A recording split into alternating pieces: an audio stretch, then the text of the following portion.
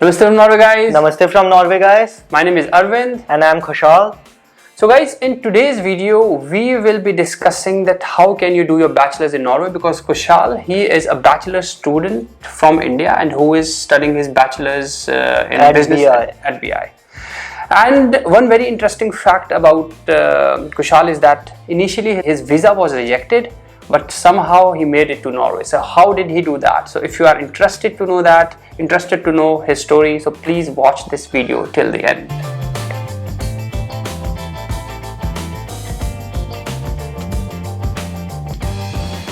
So guys, first of all, the fun fact is that when I met Kushal for the first time and he was like, okay, how should I address you? Uncle or bhaiya?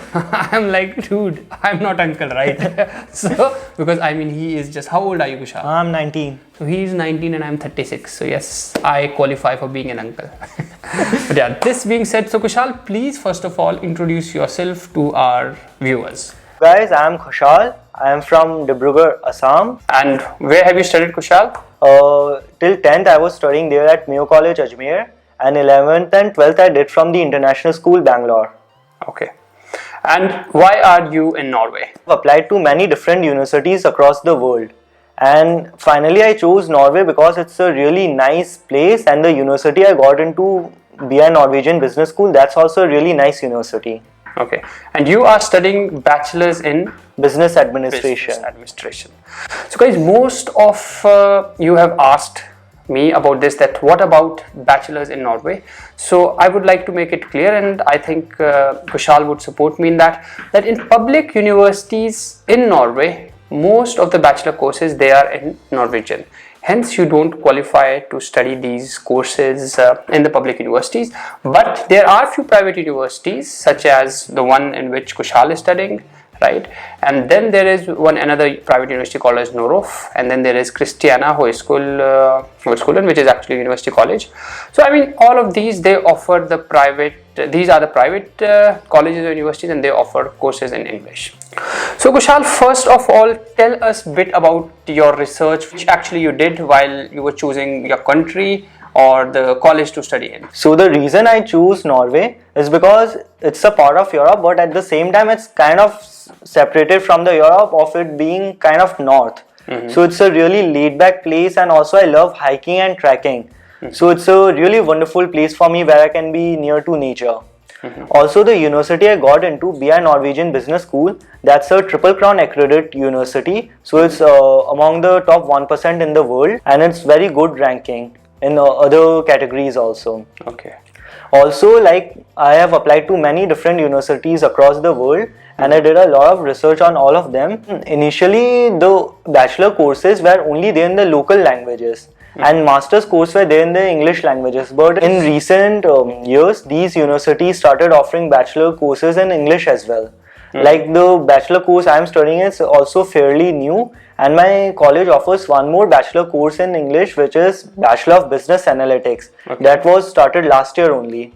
Okay, so it means that's a kind of good news for you guys, that these countries in Europe, they are actually broadening their prospects in terms of the way they disseminate the knowledge. So that's kind of a good news, right? So that is it. So now we will take the questions of various viewers who are kind of interested to do their bachelors in Norway. So first question is of Mihir Ambaliala. Bachelors in Norway in English, is it possible? So yes, it is possible. I am doing a bachelor in English. So yeah. But not from a public university. So there are a few conditions. So let us see what those conditions are. But we will discuss it a bit later. Then Amit Kumar asks, can a Hindi medium student get admission in Norway for bachelor? As long as you pass the test of TOEFL and IELTS, which is the English proficiency test, show that you are proficient in English, so I don't think that should be a problem. Yeah. So see, it doesn't matter whether you have studied in Hindi medium or English medium in India, right? But as Kushal mentioned, there is this English proficiency test which you have to get a minimum score. For instance, if it's IELTS, you have to get a score of 6.5. If you can score that, then that is not a problem. And another thing is your transcripts and your diploma or your degree or something like that, that has to be in English. That can't be in Hindi. Besides this, there is no kind of a constraint which would prohibit you to come to Norway. But Kushal, as we were talking initially, so there was this very interesting point which you mentioned, that you did not give this English proficiency test. So why was that? 11th and 12th grade, I did it from IB school, which is International Baccalaureate. Whoever studies from IB schools, they don't need to give English proficiency exams. Okay, so that is also a good thing which I did not know, so thank you for enlightening me with this. Dev Khemani, please do mention the whole cost. So this is a very important question. So UDI expects you for 1 year, the living cost and food and lodging cost is around 1,28,000 kroners, and then the tuition fees for the school. So what I am paying in Indian currency is like around 18 to 19 lakh, which includes coming from India, going back to India, tuition fees for the school, living cost, food cost, everything. Okay, so it's almost 20 lakhs a year. So now see the difference between if you would have studied in a public university and a private university, that would only be in terms of the extra 85,000 as a tuition fee which you have to pay in private university. So the cost which Kushal mentioned, and I have been mentioning it in my previous videos, that this 1,28,000 Norwegian crores, that is your sustenance allowance for a year, that is something you have to anyhow, you have to document it and you have to show it to UDI, whether you are studying in a public or a private university. So I don't think so it's a very unfair kind of, or economically it's not very too much exaggerated cost if you studied in a private university, and when you compare it with some of the universities in the UK or Australia or the US. Or the US is definitely the top in terms of everything. Yeah. Question is about Somisati Harish, expenses cost, it is same, and how much does it cost on a whole? So you have already mentioned that per year the cost is around roughly 20 lakhs per year for studying a bachelor's. So next question is from Rajguru Manish Bhai, and he asks, any courses in English in Bachelor? So say in next video. Thank you so much. So what do you think?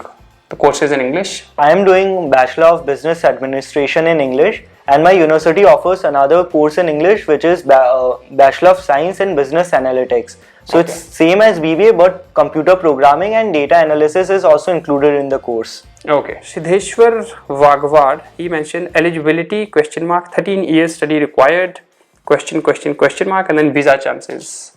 So eligibility, first of all, the eligibility. As I mentioned before that I did IB, so I didn't require 13 years, I got directly admissions into BI. But if you are from a CBSE or ICSE or any state board in India, you need to have 1 extra year of university, and then you can apply to Norwegian universities, or like my university offers a pathway program through university in Sweden. So just after high school you can study 1 year in the pathway college and then come to BI. So this 13th year, I mean, that could be in anything, the 13th year after 12th, or it should be related to, for instance, you did BBA, so is it like you do 1 year of BBA in India and then you apply? Kind of. Yeah, kind of. So it has to be somewhat related. I think it has to be somewhat related. Thing is, I haven't done much research in that field as I wasn't required to do so. Okay. Visa chances, let us, this is the question which we have kept for the last, because this is a very interesting story which Kushal will share with us. And then Aditya Bhadwaj asks, best university for bachelors, chances of acceptance, and how to be safe from fake institutes, ads and agents. So first of all, best universities for bachelors. Like, it depends upon what you're trying to do. So for bachelors in business administration, anything related to bachelor field, the university I am doing from is the best in Norway, BI Norwegian Business School. Other than that, University of Oslo is also very good ranking in general. So it depends which course you want to do. For instance, for technical courses, NTNU is the best, but again they don't offer bachelors, right, in English. UI also does not offer, as far as I know, bachelor's program in English, but again for computers UI would be the best. For economics, Norwegian Economic School, which is in Bergen, that would be the best. And definitely for MBA and BBA, BI Norwegian School is one of the best in Norway. So one is this. And then chances of acceptance. Norwegian colleges are much different than the Indian colleges in terms of accepting students. In India, it's like whoever scores the most marks get into the college. But in Norway, you have to write a letter of motivation, you have to make your own CV. They look at your overall development and what extracurricular activities and what other stuffs you have done. Nobody can comment upon this thing, that what are the chances of acceptance, but generally if you are an average or above average student and you have scored a bit of decent marks, then there is no harm in applying because it doesn't cost. The main thing they look into is your letter of motivation and your CV. Okay. So yeah, guys, this is a tip from Kushal, who's studying bachelors, right? But again, for masters, it's a bit different. For masters, my personal experience is that they focus very much on your work experience and your marks in bachelors. So be aware of that. But here we are talking of the bachelors, right? So that is it. And how to be safe from fake institutes, ads, and agents? There's an accreditation board called Norcod. So if you are applying for a university, you have to make sure that your university's name is registered in Norcod. And it's a requirement by UDI also. If you are coming to Norway for bachelors, your institution has to be accredited by Norcod. Yeah. And to be safe from agents and all, I can't comment much on them, but I can say you can be directly in contact with the universities. So there is no third party involved. Yeah, that's true. As Kushal mentioned, Norcod is one of the kind of institute like we have in India, UGC. So any institute which is accredited by Norcod, just study there.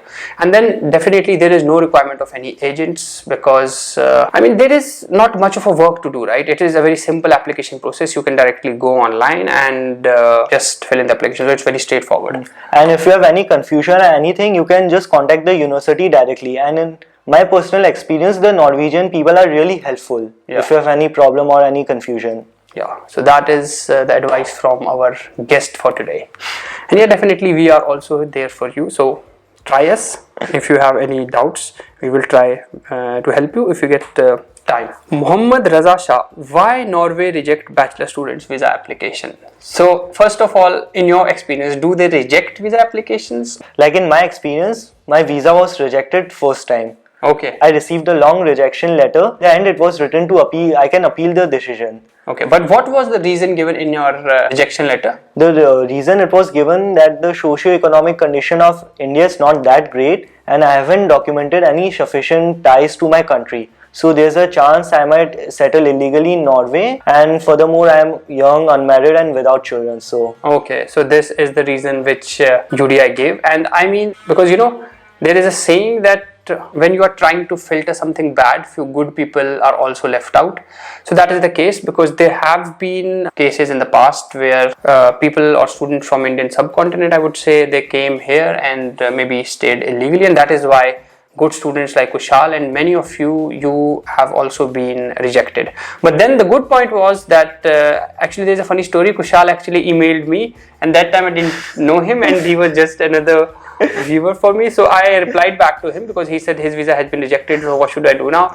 I said, man, UDI is the god, they are the final. I think so, I feel sorry for you, something like that. But now you see the man with the persistence, so he actually appealed the decision. So how did you appeal the decision? Please tell us. Like I have to write a long letter like why I think the UDI's decision is wrong, and I have to submit some of the supporting documents like letter from my bank and my chartered accountant that about all my net worth and how strong you are financially, right? Yeah, and how strong I am financially, and I would be able to support myself here in Norway, and so wrote that I am the only child and I will definitely return back to India after my studies. Okay, so the point is that you have to convince the authorities in Norway that okay, come on, Norway is a great country, we know, but there is no reason that we will stay in this country if we don't have the legal means to stay in this country. If you kind of convince them, then they would be convinced, and then finally Kushal was granted visa. Like in 2 weeks. In 2 weeks he was granted visa, and today the man is here on the camera with us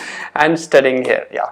So Kushal, that was it for today. But any recommendations for our viewers based upon your experience? How have you been liking Norway till now? Yes, it's pretty chill country. Pun intended. Yeah. Pun intended. Exactly. It is a chill country, both. I mean, in every sense, that's true. So guys, so that is it for today, and hopefully you like this video, and if you have any questions, so then please let us know, and you can also ask questions to Kushal if you have any questions. And yes, Kushal is also having his own YouTube channel, but he just has one video, but it is about yoga, and in future, because our interests match, because I also tend to do yoga and he is actually a certified yoga teacher. So why not to take some classes? And from I'm him? planning to upload more videos in the future. So Yeah. So please go to his channel and subscribe to his channel. But yeah, that's it for today, and hopefully you like this video. If you liked it, then please like it, share it, and subscribe. And then finally, Namaste from Norway. Namaste from Norway. Adios.